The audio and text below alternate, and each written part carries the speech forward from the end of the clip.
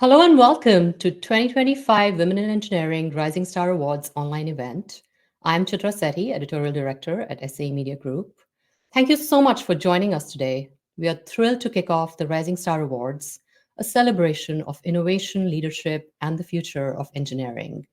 In the next half hour or so, we'll be unveiling the winners of our 2025 Women in Engineering Rising Star Awards. And trust me, these women are nothing short of extraordinary.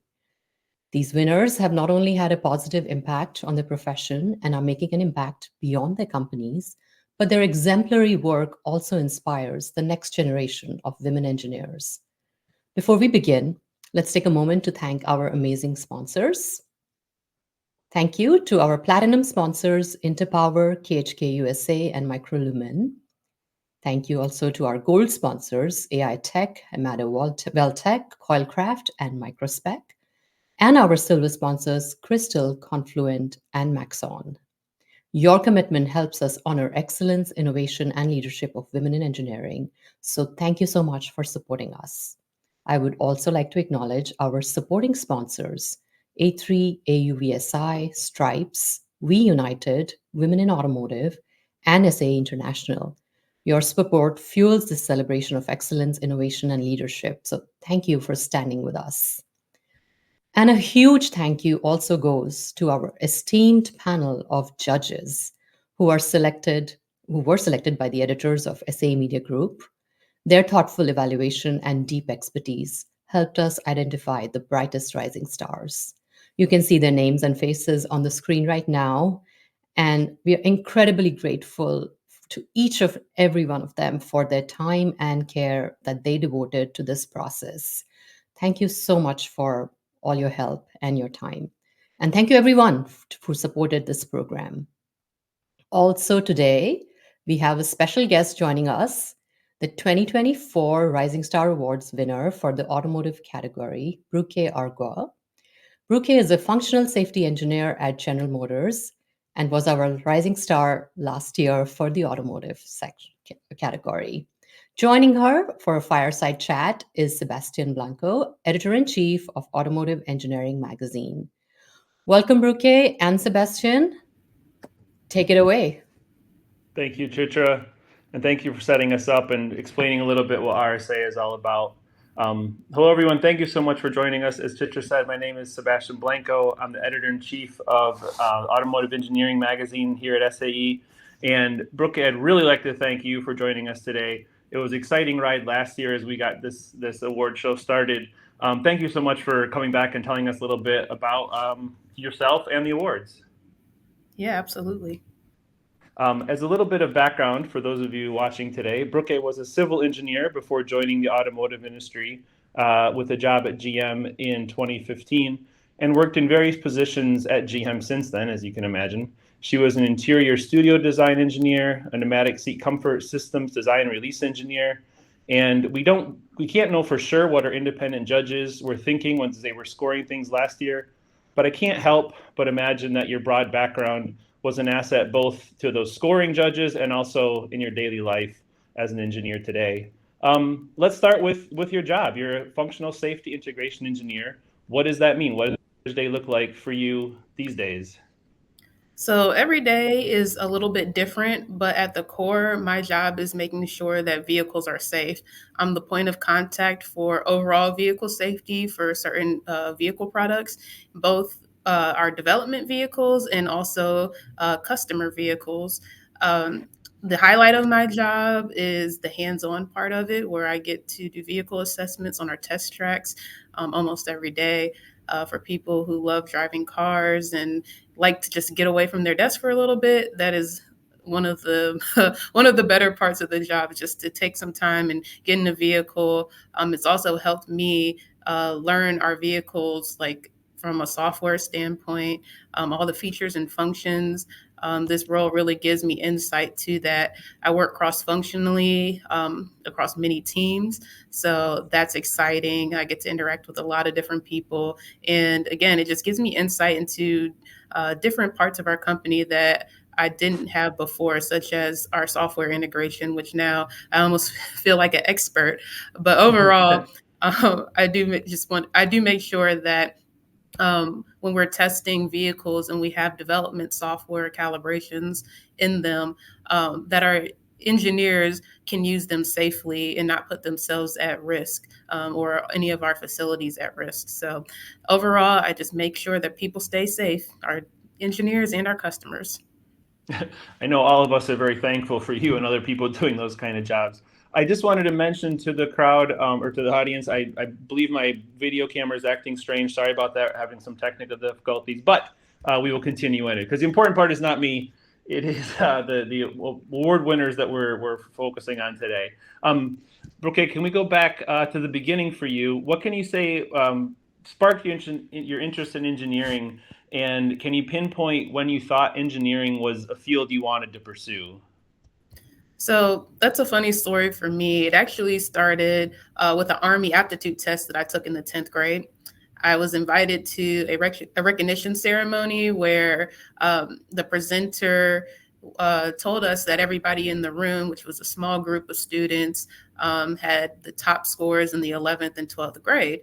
I rose my hand. I was like, I'm in the 10th grade.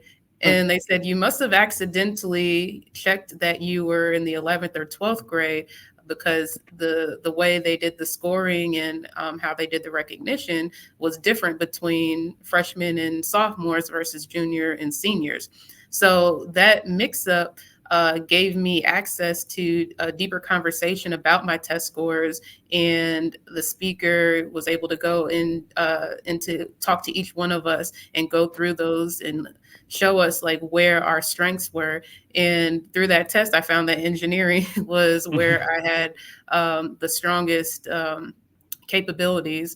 And so I told my mom when I got home, and she was like, yeah, I'm not surprised. And we had that discussion, but it really made it clear that, engineering was the career field for me. I'd always loved math and science. I liked taking things apart and figuring out how they worked and putting it back together. But I hadn't necessarily thought of like a career path that I wanted to take.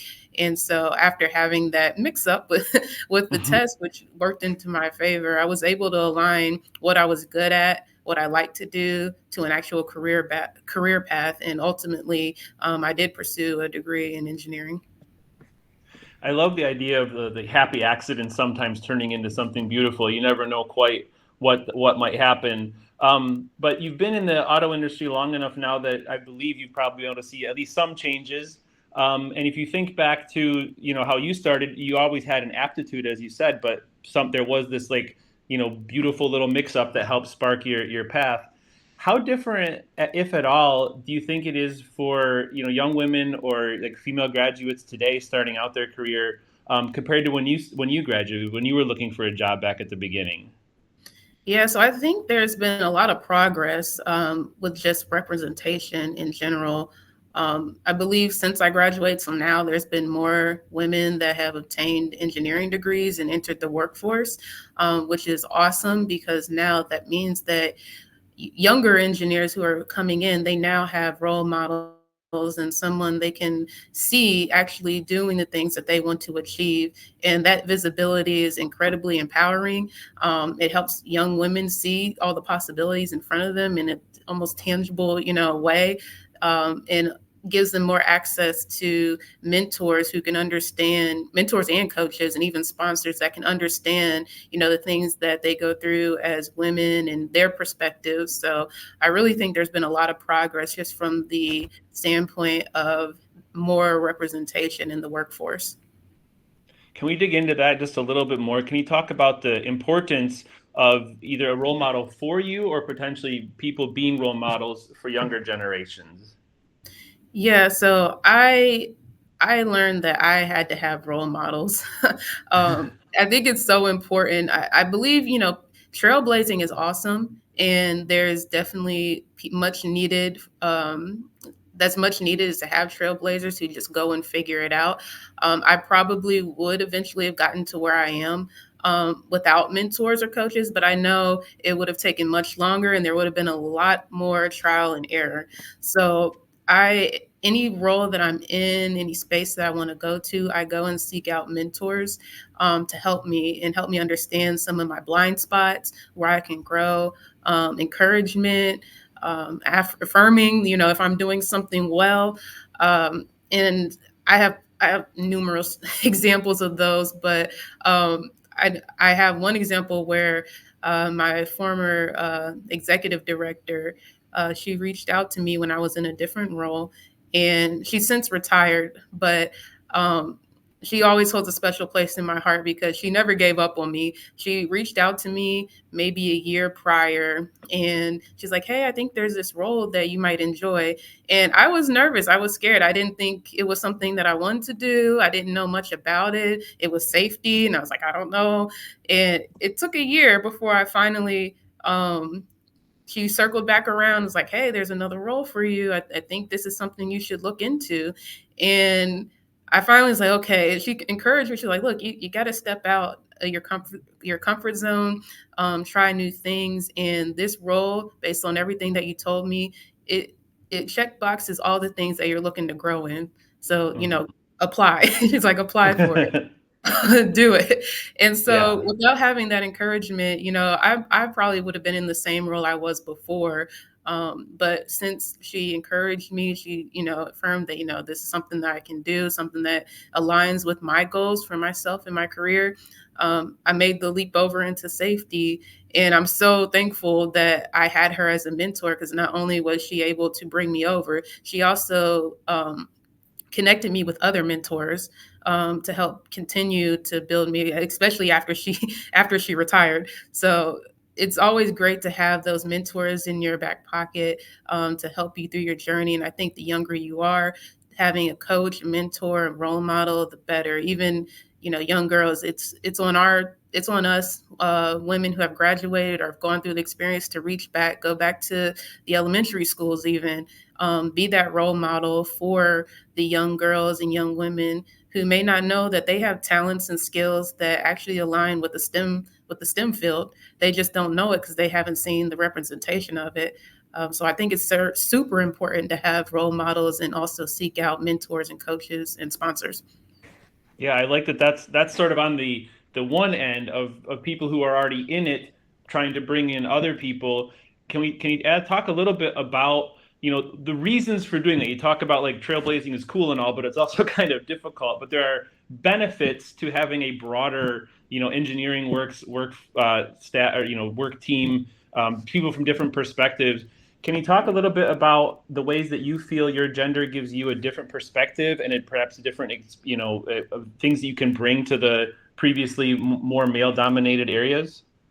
Yeah, so I think, I mean, I love being a woman in engineering because I'm super big on giving back and being, a representation to pull people along the journey and encourage them. So I love that I can do that for younger engineers and younger ladies and girls. I think as a woman, individuals in general, we have lived experiences that are unique to us. And that perspective that we have gives us skills, talents, tools that bring value to a team, no matter what table that you go to. I think as women, we have lived experience versus being, cousins and sisters, mothers, aunts, things that we wear, things that we like to do. All that gives us a perspective that is lived experience that others may not have. And so having that perspective really brings that value. And I can remember when I was in my master's degree, one of my professors for a product development course I was taking gave an example, which was kind of funny, but I won't mention any brands or names. It was not GM, but he gave an example of how getting in and out of a certain vehicle might have been more difficult for a woman due to the fact that she may be wearing a dress or she might have on heels or something to that nature. And when you have a male dominated work group, that might not be the forefront of your perspective. So having a woman in the room to say, hey, or to be there to do hands-on demos of the products that you want to develop just gives a perspective that others may not have. Thank you. Yes, and I think my last question here is kind of tying all these things together. The things you talked about this morning, the things that the RSA is trying to do. Do you have thoughts on what can be done to improve the numbers of women participating in engineering, in business and academia, and if for no other reason, so that we can have a larger crop of potential nominees in the coming years? Yeah, so kind of as I've touched on, I think it's super important to reach back. I'm a part of a nonprofit that's based in Memphis, Tennessee, and I make sure there's a session on STEM every year. I think that representation matters, that people can see and have examples of things that they may not even have known their skills and their talents can align to. So I just believe that on us, it is on us women to reach back, make sure that, you know, at least one person that you're mentoring or coaching or encouraging to either join the STEM field or just continue. Because even in college, it's hard. You need encouragement to stay in it. I know I had plenty of friends and mentors in college that kept me on track, even when I was having bad days or bad weeks or didn't do so well on an exam. So I just feel that it's super important to make sure that you're being that person to reach back. I think that will strengthen us in academia and in business because, you know, you have people cheering you on and making sure that you are successful. Well, you have been successful. Thank you so much for joining us again today. Congratulations again on the award last year. We look forward to announcing the awards for this year. And to do that, we will turn it back over to Chitra. Brooke, thank you very much. And Thank let's you. move forward. Thank you both for a great conversation. And Brooke, you rightly said representation matters. And I really appreciate you sharing snippets from your career journey with us and being a role model for other women engineers. And now, on to what everyone has been waiting for. Let's find out who the 2025 winners are.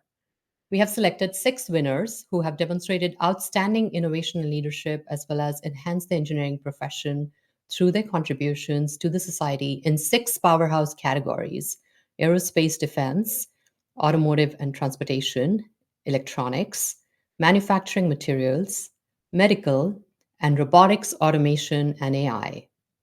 And now I would like to invite the senior editor of Aerospace and Defense Technology magazine, Woodrow Bellamy, to announce the first award. Well, thanks, Chitra. And yes, I just want to follow up what you mentioned in the first part, Chitra, by thanking the judges that volunteered their time for the selection process this year for the aerospace category, including Rebecca Lemon from SAE International, Sabine Goodwin from Siemens, and Kimberly Piker with AUVSI. So without any further delay, the 2025 Aerospace and Defense category winner is Kashika Warnakula. She is the Senior Flight Mechanics Design Engineer with Sios Aerospace. Sios Aerospace is a robotics engineering company based in New Zealand that develops and manufactures dual-use autonomous vehicles and drones for air, land, and sea applications. Earlier this year, Sios was awarded the NZ High Tech Company of the Year for the 30th annual NZ High Tech Awards contest. And many of Kashika's colleagues attributed that award to her leadership within their lead flight mechanics design engineer. Kashika is responsible for flight mechanics calculations and design optimization of the uncrewed helicopters and drones that are developed by Sios. She also is a volunteer in the Wonder Project, which is a free program for schools that inspires young students to pursue STEM careers throughout New Zealand. And she regularly travels to schools throughout New Zealand and participates in events and information sessions that inspire students to pursue STEM careers. Based on her lead and success in recruiting volunteers to the Wonder Project, her company actually introduced a new program where Sios Aerospace employees can use some of their volunteer hours from the Wonder Project as part of their standard work week every month. One of her career goals is to help expand the overall presence and global recognition of New Zealand as an aerospace hub, specializing in the development of drones and advanced air mobility aircraft among the global aerospace industry. So congratulations, Kashika, on winning the 2025 Rising Stars Award for the Aerospace and Defense category. I will now hand it back over to Sebastian to present this year's Automotive category winner. Thank you, Woodrow. And moving things right along, this year's winner in the Automotive Transportation category is Sadia Saba Chowdhury. Saba is a senior technical specialist in technical strategy and integration at Cummins Inc. in Columbus, Indiana. She has a PhD in mechanical engineering and works on AI-enabled modeling strategies and simulations. She has led modeling and integration for 6 clean sheet engine programs that meet EPA 27 and Euro 7 compliance for on and off highway vehicles in North America and Europe. She currently focuses on intelligent automation frameworks for advanced fuel technologies, and she leads Cummins' Women in Technology initiatives, which build pathways for women to lead in the evolving transportation landscape. One pivotal moment in her career came during her time at Michigan State, when she joined the Energy and Automotive Research Lab. That was when she was first exposed to powertrain and engine systems, and when she realized how her work on materials science and biomechanics could translate into real-world impact. Modeling and systems thinking became tools to solve industry challenges, not just academic ones, she told us. That early experience laid the foundation for how I approach AI and simulation strategies at Cummins, grounded in applied problem solving and cross-disciplinary thinking. That was her quote. This is me now speaking again. I wanted to highlight this aspect of her work as part of the Rising Star Awards this year, since in response to one of our questions, Saba told SAE Media that she has often encountered unspoken bias, being underestimated before she even started on a project. Saba said she learned not to internalize it, but to, quote, lead with consistency, technical rigor, and empathy. That approach has helped me to build trust, grow cross-functional influence, and create space for others who felt overlooked. We're glad we didn't overlook you, Saba, and congratulations. And up next is Sherry, the editor and director of content for Medical Design Briefs, who will announce our electronics winner. Hello, everyone. I'm Sherry Trigg, editor and director of content for Medical Design Briefs, and I am excited to announce the Electronics Rising Star Award winner. Samantha Schumberger, senior design engineer at Molex, is specializing in device connectors. With over 8 years of engineering experience, she holds 2 innovation patents recognizing her contributions to new product development. Prior to joining Molex, she worked in R&D at Phoenix Contact and TE Connectivity. She holds a BS in mechanical engineering from Pennsylvania State University.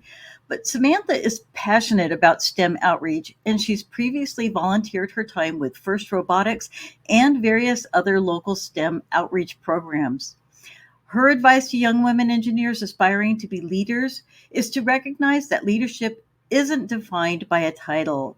Rather, leadership is about taking initiative, having integrity, and providing mentorship.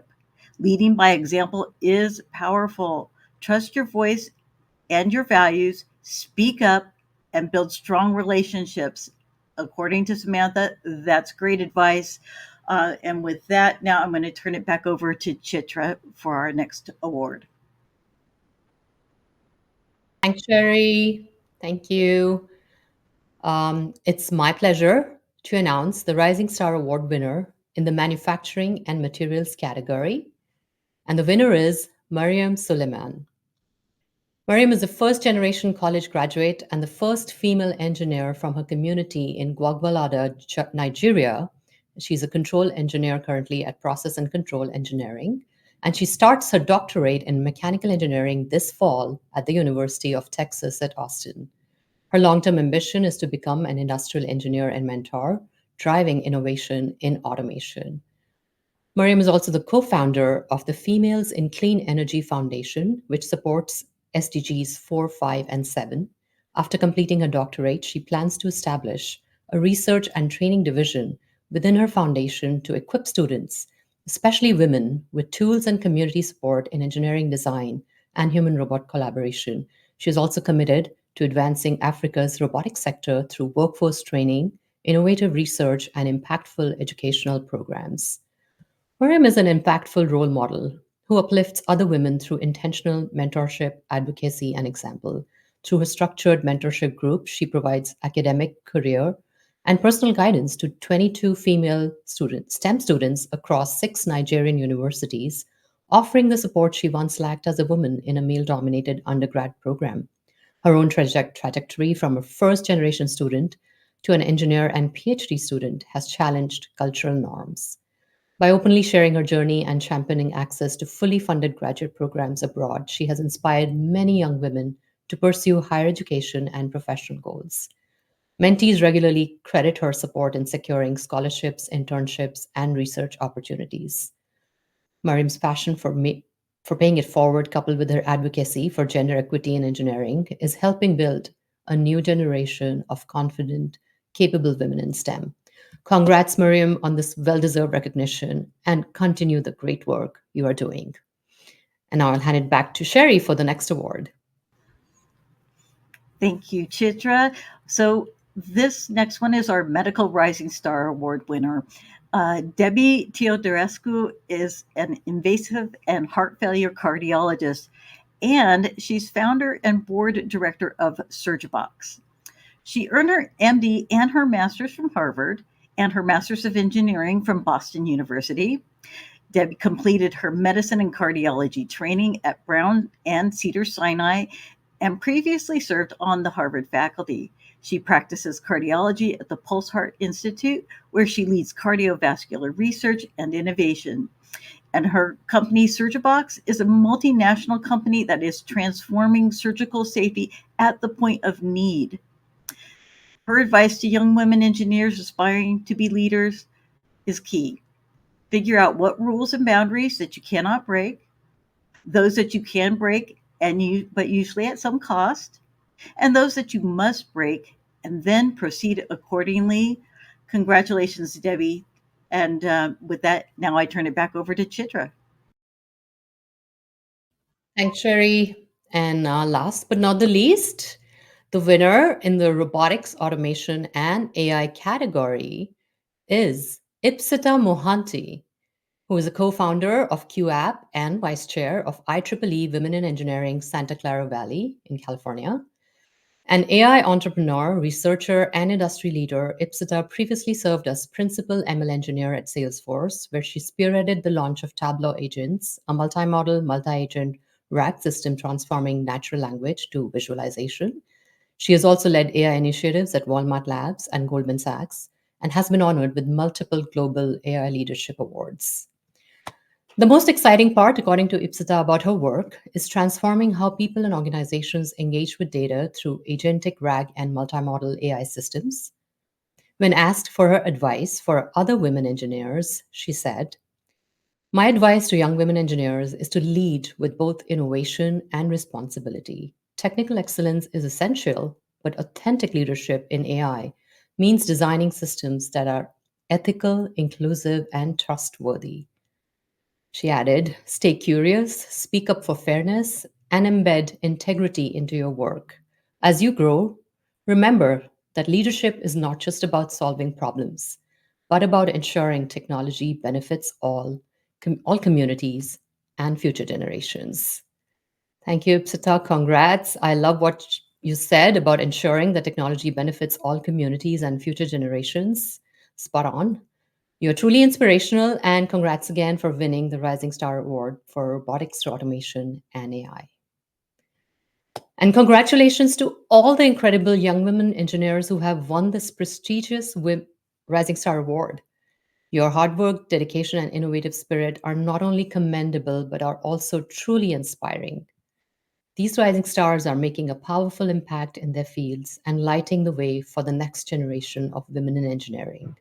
We will also be honoring their remarkable achievements in our publications, Tech Briefs, Medical Design Briefs, Aerospace and Defense Technology, and Automotive Engineering magazines and websites this month. So if you want to learn more about these trailblazing women, please check out our publications and websites. Thank you all for joining today's event. Let's continue to celebrate brilliance, cheer for innovation, and be inspired by the future of engineering, which starts right here, right now, with our rising stars. Thanks again.